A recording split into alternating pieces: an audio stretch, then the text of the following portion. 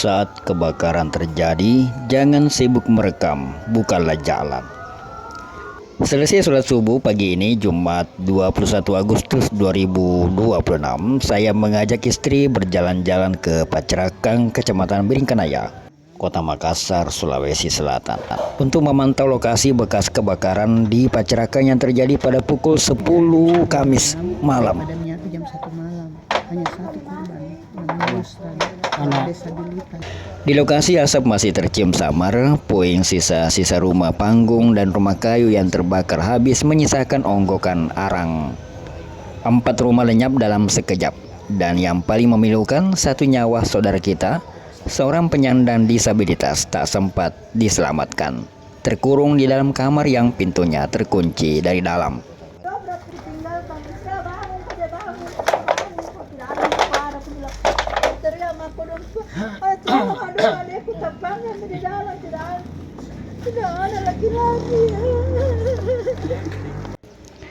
Dari pukul 10 malam hingga lewat 1 dini hari, api mengamuk 3 jam lamanya. Namun di balik cerita kobaran api itu, ada satu hal yang justru lebih menyayat hati.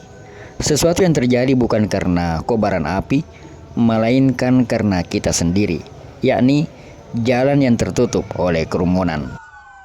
Bukan bermaksud menyalahkan, bukan bermaksud menyesali, tetapi sedang menyoroti fenomena umum di masyarakat kita ketika terjadi musibah kebakaran.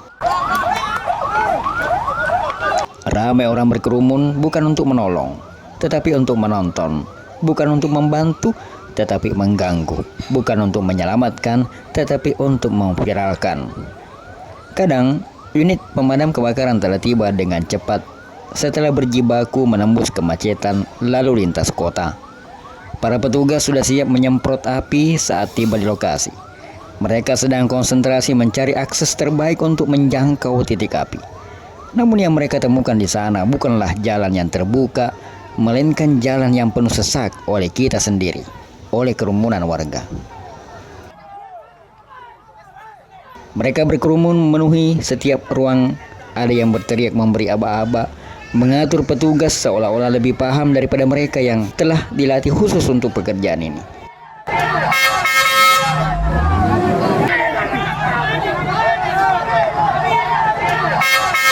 Ketika petugas berusaha mencari jalan alternatif yang lebih dekat ke titik api, jalan itu pun tertutup oleh kerumunan. Unit pemadam yang tiba di awal segera melakukan penyemprotan semampunya. Unit kedua dan ketiga tiba mencoba mencari akses untuk menyemprot dari posisi yang lain.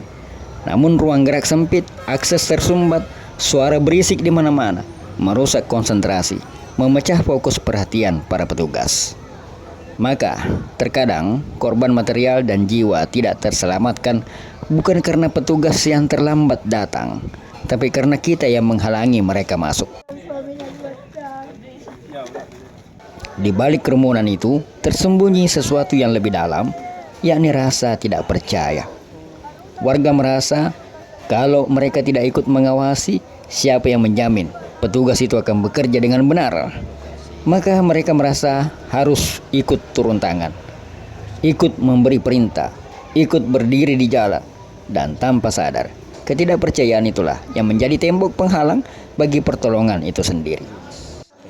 Satu hal yang perlu kita renungkan bersama, saat api sedang memakan rumah dan nyawa sedang dipertaruhkan, masih ada tangan yang sibuk mengangkat ponsel, memotret, merekam, berharap videonya viral, seolah-olah menyebarkan rekaman itu lebih penting daripada membuka jalan agar korban selamat keluar.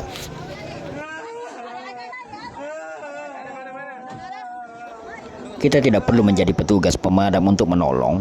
Kita bisa menolong bahkan tanpa menyentuh selang air sekalipun. Mundur dan beri ruang. Beri jalan lebar-lebar untuk mobil pemadam dan petugas ambulans masuk. Jangan berdiri di pintu masuk, di tikungan atau di jalan alternatif. Jangan ikut mengatur petugas, mereka sudah dilatih. Berteriak saling tumpang tindih hanya memecah konsentrasi dan memperlambat kerja mereka. Dan untuk ulasan lengkapnya, silakan baca di To The Point. Saat kebakaran terjadi, jangan sibuk merekam, bukalah jalan, agar lebih banyak jiwa yang selamat dan mengurangi korban material yang lebih banyak.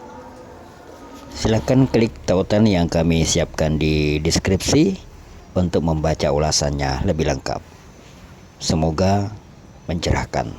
Terima kasih dan Assalamualaikum warahmatullahi wabarakatuh.